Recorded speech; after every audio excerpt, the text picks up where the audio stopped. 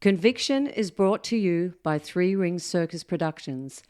For links to our valued sponsors and all the show notes from this podcast, please visit our website, threeringscircus.com.au. Welcome to episode 10 of Conviction, the Craig Gouzet story. If you have recently discovered this podcast, we recommend you listen to Series 1, consisting of 8 episodes, for crucial background and context.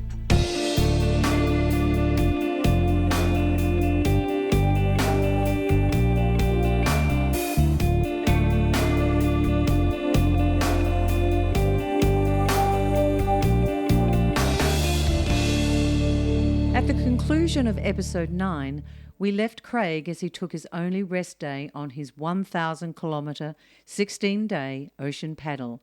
Craig explains. So day 10 was finally a rest day at Coffs Harbour. And again, I never knew whether I wanted a rest day or not because you get out of whack. I can remember that afternoon and the next morning I was sick, I think for the mere fact that my body had thought it would finished and had gone through all the pressure of those first lot of days. But I still had 6 to go, and day 10 was time to change over some of our support crew. I had a number of support crew who had volunteered to come on. It was great, but some of them had to go back to work, and one being a mate who I work with in the Coppers. He, at the time, was living with his girlfriend, Kath, and he was due to fly home. But before he flew home, one of the boys had gone up to one of the headlands to have a look at the conditions, and in the car park at the headland had found a soiled G-string from a lady and thought he could use that.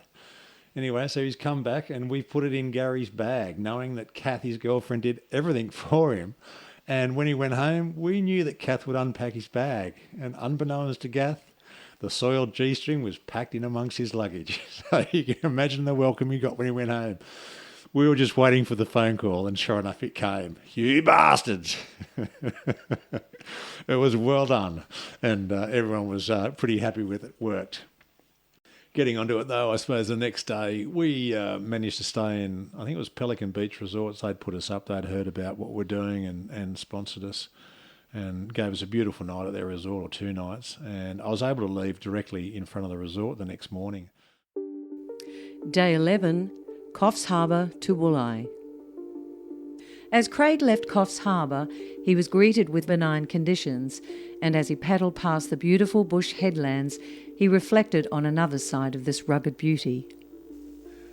Yeah, I'd talk about, as you're paddling along the Australian coast, how beautiful it is, when you're near the headlands or looking back onto the headlands. But as a copper, and I suppose other rescue workers would know, that headlands also have another type of reflection for us, because you deal with a lot of cases that involve the headlands.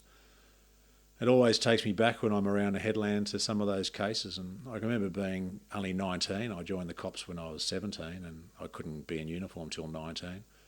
But I worked at Avalon, and I got called. I was working by myself in the day out there. We had one person on the car, and at night we had 2, but I was by myself at 19 in the car, and fisherman had thought he'd seen a body up on the rocks. So I got called there and parked the car at South Avalon and ran round the headland. And it's this eerie feeling that you haven't found anything, no one has found anything, but you're suspecting to find it, and you're climbing over boulders looking for things. And then all of a sudden you do climb over a boulder, and here's this body, a mangled body. This lady had jumped off the headland, and there's multiple places where you can jump off these headlands, but she had jumped off at the top near Bilgola Beach Lookout. And here she was, just mangled in the rocks. I radioed into the station, into the VKG, which we call it, that had found the body, and could they send a Polair out, which was our police helicopter. It was too far to carry the body, especially by myself. I needed a hand, and could they send out the helicopter with the winch? Polair ended up coming over, and they lowered down the like a chicken-wide stretcher, and it was up to us to get the body from the rocks and put into the stretcher. And I had a quick look to see if I could find some ID on the body, which I did, and ended up keeping that so I had some ID, and then got my mate. We put the body into the stretcher and secured it and gave the thumbs up, and off it went. And I thanked the mate, Mick, and off he went back on his ski paddling. And I went back to the car, and on the way back I'm looking at the ID, and here it is, it's my mate's mum. Couldn't believe it. A guy I'd been to school with, for so many years, and it was his mum who had jumped off. Back in those days, there was no counselling, there was nothing. You virtually did these sort of jobs and off you went onto the other one. And it was funny, as I went back to the car, I had to go to Monavale Hospital to do the ID and start to do all the paperwork. I got called off to an accident just down the road. So here you are, a bit of blood still over you, and you're doing another job before you go back. Then you've got to tell the family, especially when you got ones it's even harder. It's the unseen, unspoken scarring of police and rescue work. We see a headland, a road intersection or a traffic light. They see a suicide or a fatal road accident. It can never be forgotten, and it's always just below the surface. The cyclone had been and gone, but we were left with this massive swell. And it was just a matter of getting out.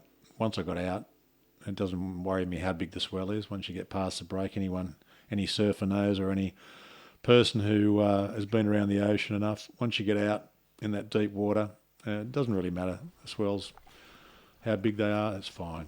And that's what happened. I got out unscathed, and it was a matter of then paddling. Now, Coffs Harbour's a beautiful area. It's, banana plantations in the background, beautiful hills, and out to sea you've got the Solitary Islands. It's a marine park. So no one's allowed to fish there, no one's allowed to net there, there's no trawlers. So you can imagine the sea life. I had this massive rolling swell, no wind whatsoever, and it was just a dream. The sun coming up through the back of the Solitary Islands. I'd paddled a couple of k's, so I was out amongst the islands, looking back into this country, which is just magnificent. The Australian scenery there, when you're looking from the ocean, is just as good as it is when you're on the land. It's fantastic countryside. I was probably an hour or two into the paddle. It was still early morning, because I'd get out there just at dark and be paddling along. And I can remember again seeing this school of fish, and I thought, wow, massive school of fish. I thought, I'm going to go and have a look, and being inquisitive as I was, I paddled through it. Now the support crew saw it as well, and it was really big. It was, a couple of football field size. They'd gone over to one side because they'd seen these big splashes. They actually saw this dirty big white pointer shark that was going through this school. Now we had small fish, and then we had some bigger fish that was obviously feeding off the small fish, and then these sharks, I'm guessing, were chasing the bigger fish, which were much more lucrative. There was not only one big white pointer, but there was two, because when I've paddled through this school of fish, I'm paddling at my normal knots, and I'm looking down, and I'm just seeing tails of fish disperse as you're going through. They're obviously thinking that you're going to try and eat them, but you're not. You're just going through this massive school. And there's this movement everywhere amongst left and right in front.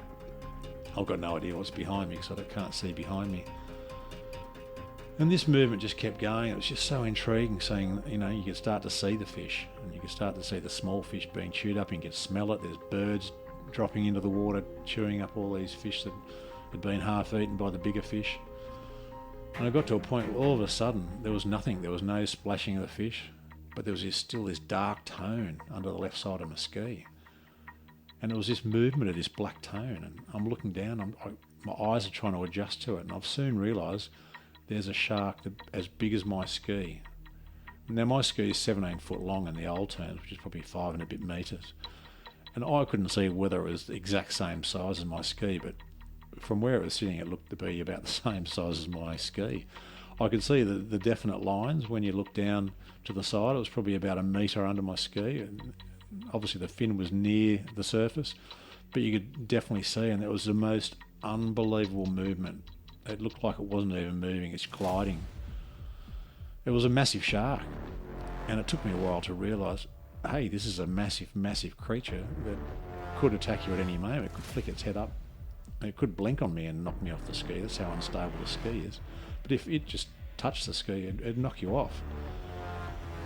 As frightening as it was also this intriguing feeling of having this huge creature that had been alive for so long and survived under the water so long right next to you. And it was as scared as I was in this element of awe for about a minute. It soon disappeared as soon as it came. The support crew had no idea that it was there. It thought it was actually keeping its eye on the other shark, which was probably 100 metres away from me, and I just kept paddling. And I started to think, is it going to come back? Is it going to come under me?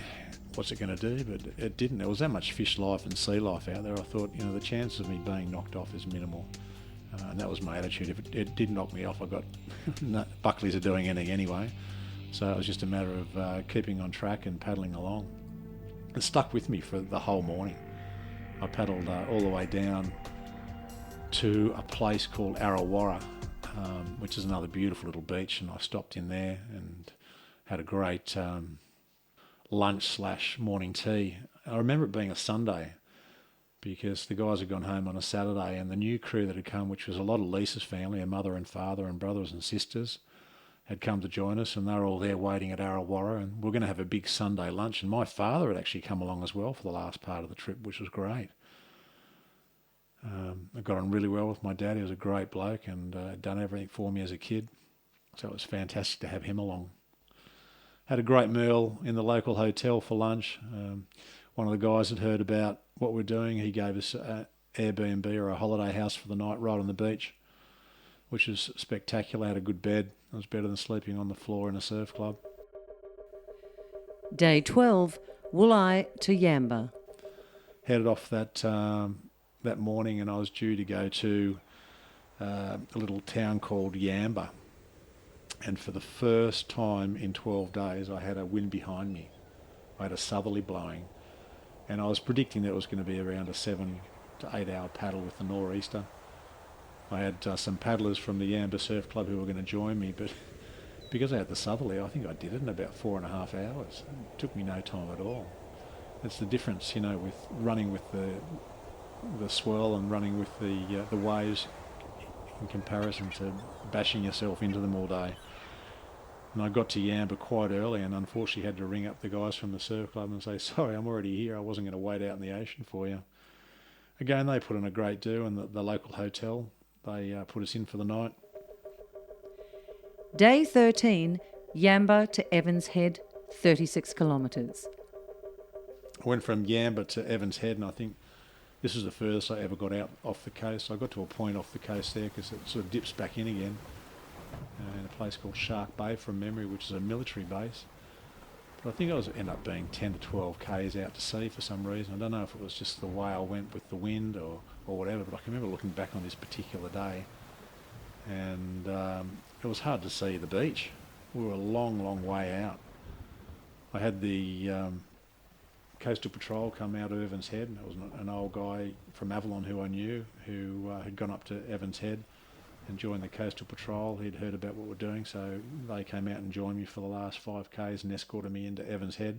I had a local school come down, which was great. They came down to Evans Head, and I spoke with them for probably half an hour, telling them about Jessica and her story and what I was doing. It was fantastic. I've still got a video, actually, I watch quite regularly about these kids coming down, and they'd all be older kids now.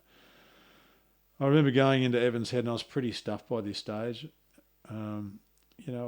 I'd been battered for 13 days by now. I didn't realise, but I'd lost about 7 to 8 kilos at this stage. I had a number of the Avalon Beach Surf Club members coming up to the Aussie titles. That's where I was going to finish. And this particular afternoon, they were driving from Avalon to Queensland, and they decided to pop in and see me. And as they popped in, I'd just finished this day paddling, and I can remember I'd walked around to get out of the sun, and I was on the southern side of the surf club, and they came into the car park, and they walked up to me, and the first thing they said is, "You look like shit." I said, "Oh, thanks, boys, how are you?" And that was the first thing they said. I hadn't looked at myself in the mirror. There's no mirrors around. I knew I had felt like that. I was pretty withdrawn that day, and when I look back at the video, I could see how withdrawn I was as well. I was too close to worry about that, though. I only had 3 days to go. Day 14, Evans Head to Byron Bay, 56 kilometres. Byron Bay is one of Australia's most beautiful coastal towns and the home to many actors, artists and artisans. As Craig points out, it's also the most easterly point of the Australian mainland. I virtually went from Evans Head to the most eastern point of the Australian east coast, which is Byron Bay. Camped in there for the night, and I remember leaving Byron Bay. It was another beautiful, beautiful morning, and Byron's known for its sharks as well, with having an old abattoir off there years ago. And I can remember as a copper going up and picking up a guy's car who had been eaten by a shark, a Sydney guy who lived on the northern beaches, and we had to go up, and he was up there on his honeymoon diving with his new wife, and unfortunately on the honeymoon he got eaten and killed by a shark. So I was quite well aware of the amount of sharks that were up there. Day 15, Byron Bay to Tweed Heads. I can remember on this particular day leaving, and I was thinking about sharks, and I was thinking about the big one off Coffs Harbour again. I said, well, I can't get much bigger than that. Unbeknownst to me as well, I hadn't looked at the report, but the support crew, once we'd got out, it was pretty good conditions, but within about 2 hours of paddling, the swell notably was rising, and the boys said, yeah, there's another big cyclone off the Queensland coast and it's coming in again. And I think I got to 4 or 5 hours of paddling, and I can remember actually watching the video after the boys had filmed it, and they were videoing me, and all of a sudden you wouldn't see me. I was down the back of a massive swell and disappear for 4 or 5 seconds, then come back up the top and you'd see me, then I'd disappear again. The swell got that big though, it was pretty much impossible to ride the ski. The top part of the swell, the top metre, was then rolling into whitewater, and every time I'd go over a big one, the top whitewater would just knock me off my ski, and I'd have to get back on the ski, and I'd paddle another couple of hundred metres and get knocked off again. And it wasn't my paddling by now, I was pretty good out in the ocean. It was just these waves were hitting me side on. I'd have a metre of whitewash hitting me. I got to a point where I said to the boys, look, I'm not going to get there. I had to make down to the border, I think it was, at Tweed Heads by that night, and there was no way I was going to get it in. The land support crew had driven down to a place halfway down. They said, you're probably not going to get in down here. We were looking at the swell further down the coast. It's just got massive. So I decided to have a call of I'd try and get in wherever I could, and then I'd paddle the last bit down the Tweed River, which would bring me out at the mouth of the Tweed, and that'd be the second last day. But to get in was another hard point. You know, you've got coastline that has no roads coming in. You've got miles and miles of beach. I needed to get in because the swell was getting big. But I did notice a couple of big Norfolk pines in the distance on the beach, and usually where you see Norfolk pines is someone's planted these and there's a caravan park or a town. And I said to the guys, let's head towards those big Norfolk pines. I'll try and catch the smallest of the biggest wave without damaging the ski, and we'll go from there, and then we'll find out our location. We'll radio the land support and they can pick us up, and we'll get dropped off over at the Tweed River, and I'll paddle the last, say, 30 k's, 40 k's down the Tweed River. And this was, a really hard thing for me. If I was in a surf boat, I wouldn't worry because I've done that before, but on a surf ski, they're made out of carbon fibre with a sandwich fill. They're a bit of fiberglass. They're quite flimsy. One of these big waves cracks on them, they're going to crack. I sat out the back, and I said to the support crew in the boat, I said, if you go out a bit further than me, you can tell when there's a bit of a lull, and when there's a bit of a lull, I'll try and catch one of those. When there's a massive wave, obviously, don't put your hand up. So I'm sitting sort of reasonably in that if a big swell does come, I'm not going to get cleaned up. But if they put their hand up, it's a lull to go. And sure enough, they put their hand up and off I went. I still thought it was a massive wave. I caught this wave, and to me it was a bloody big wave. I managed to get down it, get in front of it. All of a sudden it crashed and it just spat me out. So the ones who know it, once it hits the back of the ski or a board, it just spits you. And that's what happened. I just got spat out. I let the paddle go, let the ski go. I was quite happy then. I'm quite comfortable no matter how big the swell is, and I was happy to catch and get washed in with the swell. The support crew had come in front of a wave and had no idea. All they saw was an empty ski getting washed into the beach. They had no idea where I was. They couldn't see me. The swells and the waves were too big. I end up getting, washed in. I was happy. End up like a drowned rat getting dragged in onto the beach. They saw me, and that was it. They collected the ski and the paddle, and we dragged them up over the sand dunes to where we were, and the support crew picked me up, drove me over to the Tweed River. I ended up paddling the last part down. I arrived at Tweed Heads in darkness. It was the first night that I actually arrived. It was a long day. considering I left Byron in darkness. And that was it. I ended up Tweed Heads for the night. I had one day to go. Tweed Heads is a significant location as it is the most northerly part of the state of New South Wales. The next day, Craig would paddle across state borders into Queensland and onto his final destination. I was given a time by the Australian Surf Life Saving to be at Currawa Beach or Broad Beach. That was my time. I had 5-minute time to catch a wave in, and that's what I had to time. I wanted to make sure I was there nice and early, and I had plenty of time. I didn't have to leave, I think, Coolangatta till about 10 in the morning, so I had all morning just to chill out, have a good feed and everything else. So I said to the boys, let's go across to a cafe and have something to eat. Meandered over there, and unbeknownst to me, Ansett, who was an airlines in those days, had flown Lisa and the kids up. They had sponsored them, and I think the hospital had approached Ansett, and Jessica had finished the last treatment, and they flew them up. And next thing, I got a phone call on our mobile from Lisa. I was thinking she was in Sydney. She was asking how I was and where I was, and next thing I know, here they were in front of me, standing there. It was quite, an emotional feeling to have these guys there. I got some beautiful photos with Jessica cuddling me. Beautiful of her, pretty ugly of me. I can remember looking at the photos. They got split lips from the sun and the wind, but very memorable. I think I got a photo of the 3 kids jumping on me as they arrived. So I knew they were going to be there at the end, which is great. My mum had also come up. I hadn't seen her. She was with my father down at Broad Beach waiting. Left. It was really good conditions. There was the cyclone had passed, or the bulk of it, but there was still a big swell. The surf life saving titles were on. They pretty much held them no matter what back in those days. And I managed to paddle down, and I got down there in time, and I was pretty much right on schedule. I can remember the rubber duckies they'd sent out to escort me in. They were the ones who were getting the timing, and they just said, just keep paddling at the same rate you're doing, we'll be perfect. And I can remember being probably about 2 kilometres off, and they said, the open man ski event's just finishing now, and they're going to stop the carnival, and the announcer's going to announce you coming in. And this is what we wanted. We wanted to arrive to, the 25,000 people who'd be on the beach. There's about 7,000 competitors with family. And this is what we're trying to do, is raise as much money as we could on this particular day. Luckily to me, I managed to pick a wave and got in perfectly. Let's hear the actual audio that was broadcast live on Australian television as Craig approached his final destination. The conclusion of the men's single ski final at the Australian National Surf Titles. Open men's single ski final now. Clint Robinson's event. He's owned it 6 times. Can you believe it? 6 times this man has won. And I might mention too, Craig Goosey. I mean, it's had a lot of publicity right around the East Coast and right around Australia.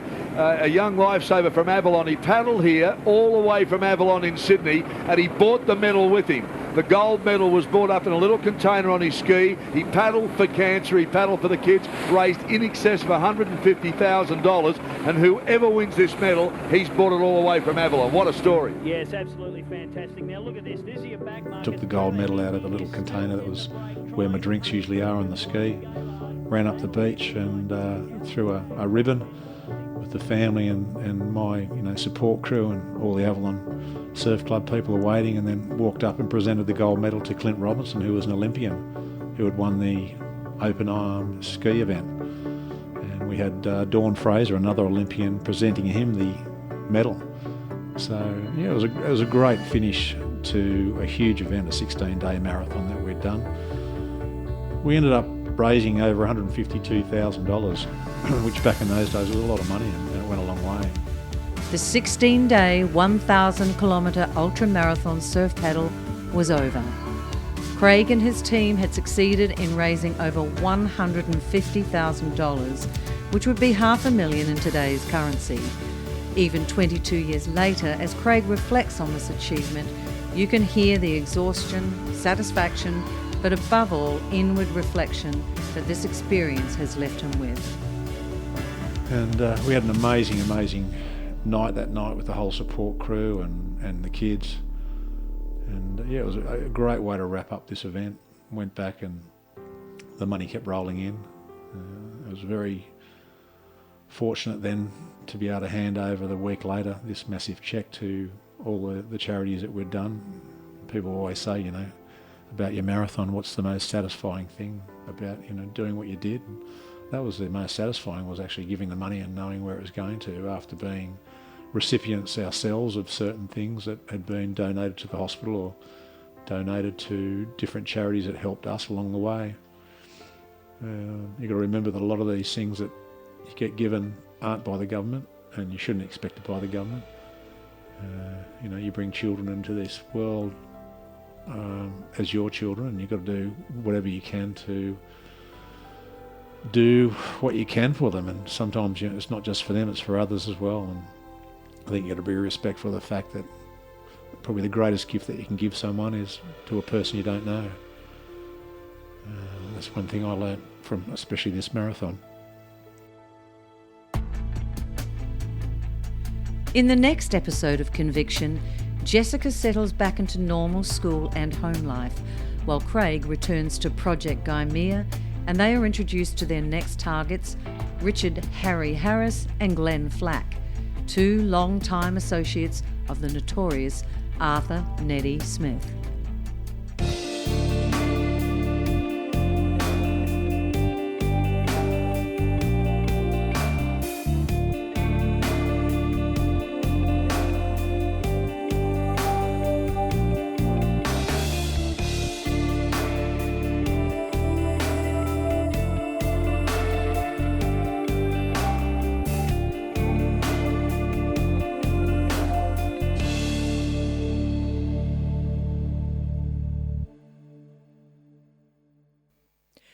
Conviction, the Craig Gouzet story, is a podcast based on Craig's personal recollections. It is not a full and complete representation of the cases, the people, or the investigations, and therefore should not be taken as such. This podcast is based on Craig's memories. Craig and Three Ring Circus have taken care not to disclose surveillance methods that would compromise police procedures. Only real names have been used where we have permission or the records are public domain.